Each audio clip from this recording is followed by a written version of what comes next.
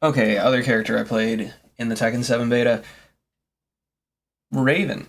I spent a lot of time with Raven. I did all his combo trials and stuff.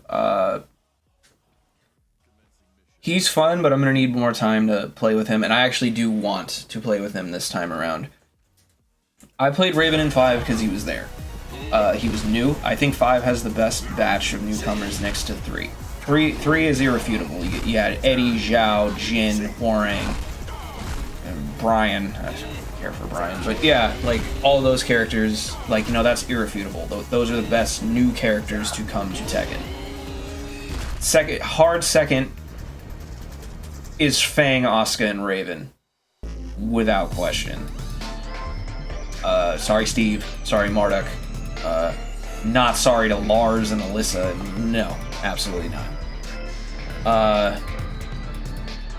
So when I saw Raven, not only does he have like this like prominent like, oh, who is that scene, and the best Tekken opening, you know, Heihachi Mishima is dead. Like, yeah, that you had to try him. You had to try him, and his initial costume is cool. His secondary costume in 5 is, in my opinion, the best designed ninja in fighting games, just in terms of aesthetic, and they brought it back for 8. That's how he just looks in 8. Yeah, so I had to try him. Problems with Raven over the years. Not so much in 5, because 5 he was less convoluted. 5 is just a less convoluted Tekken, period. When you press 3+4 with Raven, he essentially does Eddie's sidestep 3+4. Different effect, pretty much the same animation. It's an Ao Semao. An aerial cartwheel, no hands, but you do a cartwheel.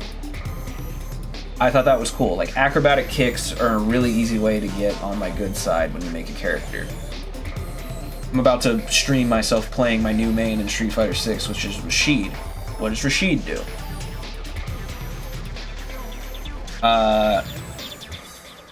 That was fun, and I thought he was a fun character because of it. I even learned how to do, like, you know, I learned how to do more like Tekken, like quarter circle, wave dash movement from Raven more so than like any Mishima, because he had, like, you know, he quarter circle forward and he dashes forward. Come Tekken 6, when you press 3+4, he goes into haze, and like everything about him in modern Tekken feels like open space for you to just hit him. And I know it's not. I've seen some really good Master Raven players, and I've seen them like play online. I've seen them we've seen them in tournaments for 7, and she's really cool. I like her design. Like, if it hadn't been her this time around, I still would have tried her, and I still would have tried playing her. Why? This version of Raven actually feels worth it. Raven in 6, he's technically like this in 5. Like, I was a basement king in 5, so I didn't really notice. But in 6 and in Tag 2 and Master Raven in 7, they do not feel worth it. It feels like I'm jumping through a bunch of hoops to get a bunch of really normal looking stuff that doesn't do anything special. I feel like a lot of the things I lose to when I do lose to a Master Raven is because I'm giving you ample opportunity to press those buttons, because my character's average startup is 18 or higher. Against other characters, it feels like nothing those characters do works. I could be wrong, it could just be bias, you could be like, you don't know how the characters work. Yeah, I don't, and I don't want to learn. I think Haze is a stupid mechanic. His stance is different now. Like, now he just like goes like this, and like, you know, it's quicker. Like, I feel like the response time, it's probably the same, but like, just because he's not messing with the frame rate, mind you, you've all forgotten he used to do that. That's why Master Raven doesn't make clones. Like, before, Raven's clones weren't supposed to be solid, they were illusions, and it was supposed to be hard to tell which one was actually attacking you. That was the purpose before. That messed with the frame rate of the game. That made the game just operatively work worse. So they made Master Raven, she just teleports. Because Raven doesn't teleport. He turns invisible and moves around. Just like, none of them actually teleport. You know that's the point, right? That was originally the point. Yoshimitsu can't teleport, he turns invisible. Raven can't teleport, he turns invisible. Master Raven being actually able to disappear was supposed to be like a signifier, like, oh, this character's that person. Like, Master Raven is her, she's been her, and she will continue to be her. Like, that's why she has Master in front of her name. It's so boring looking. Like, teleporting as a superpower is so lame aesthetically, so useful, and realistically probably would be one of the most amazing superpowers to gain. But visually in a fighting game, that looks so boring and unfun to watch. Like, and she just doesn't look as cool as Raven from 5. She looks cooler than Raven's base costume, sure, but like the Raven with the hood and the mask, like proper ninja Raven, like no. Master Raven nor Raven do not have costumes better than that costume, and that's why that one came back, in my honest opinion. Now he makes solid clones. When you attack with Raven, he has an on-hit effect where if the move successfully connects, or even on block, you press a button and he makes a physical clone, one that can actually harm you and create block stun, appear on the screen. And it's really cool. It's way cooler. It puts a lot of visual fucking vomit on the screen, I'm not gonna lie. It's kind of hard to visually tell what he's gonna do next, or like be prepared for it. I say this as someone who was playing him and someone who was playing against him, and a lot of people are complaining about him apparently, like, because like, yeah, he is that guy right now.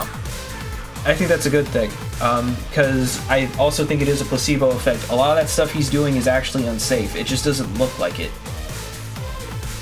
It visually doesn't register that what he just did is punishable, but it is. You gotta treat it like he's doing an unsafe string.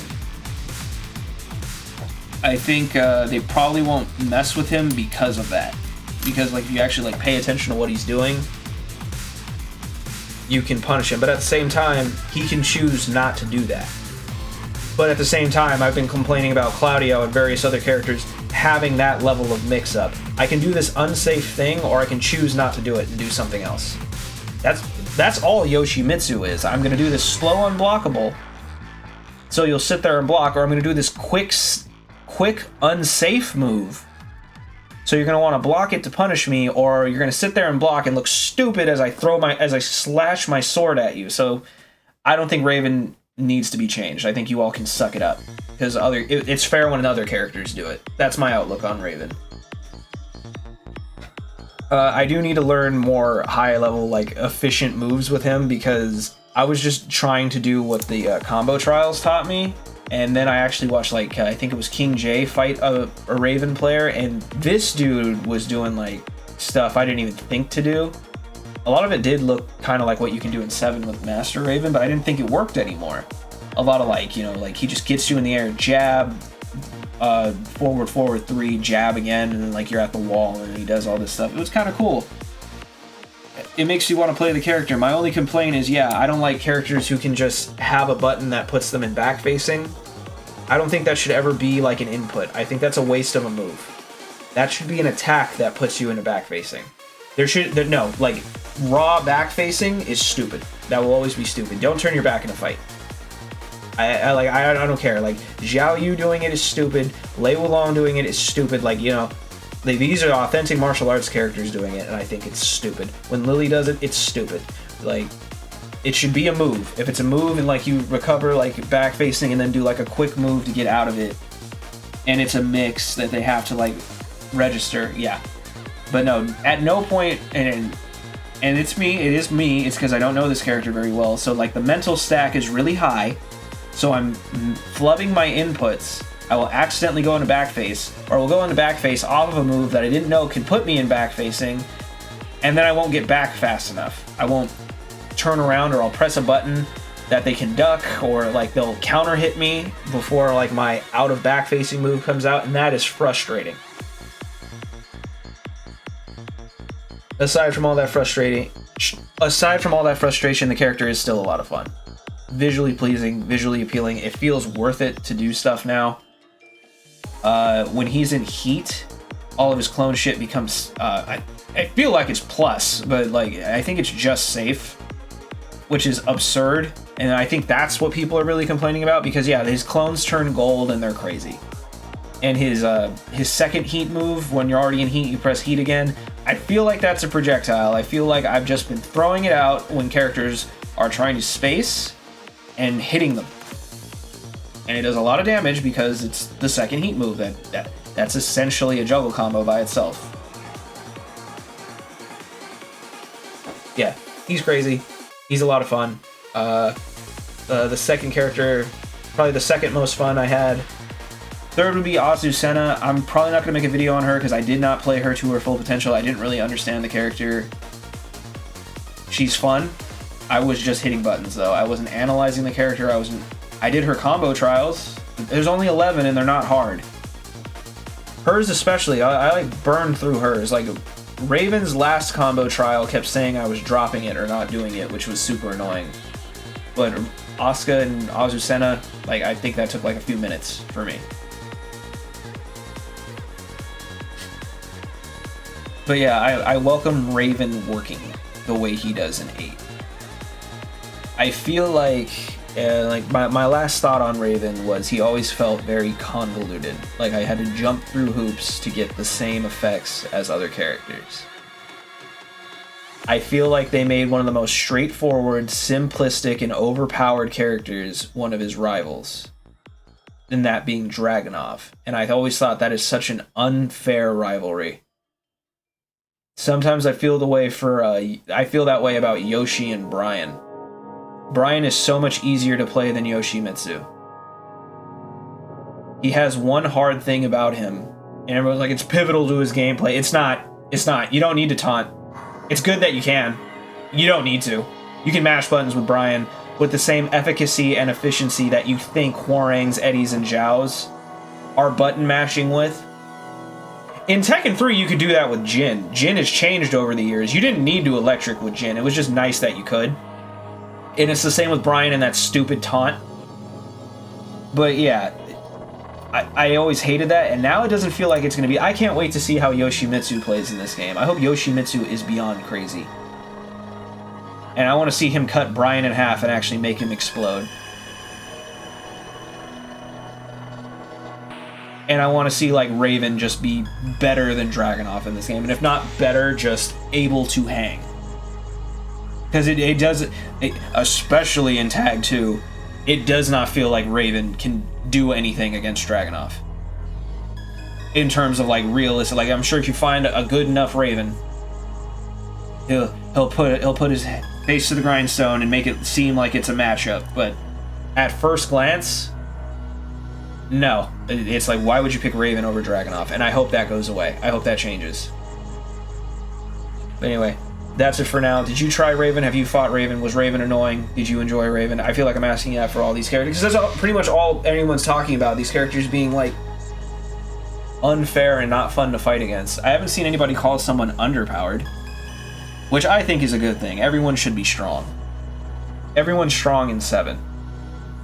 They have bad moves on paper, but then you put them into practice, and the characters are super rock solid. And I hope 8 is like that. It seems like 8 is going to be like that, but the thing is, we played 8 for a few days. Even if you played in the closed network test, you've still only played Tekken 8 a few days. You're still playing Tekken 7 in your head. I don't care who you are, you're still playing Tekken 7. Until Tekken 8 is out, and it's out for a while, you have not played Tekken 8. And I'm hoping it maintains those positives that 7 has.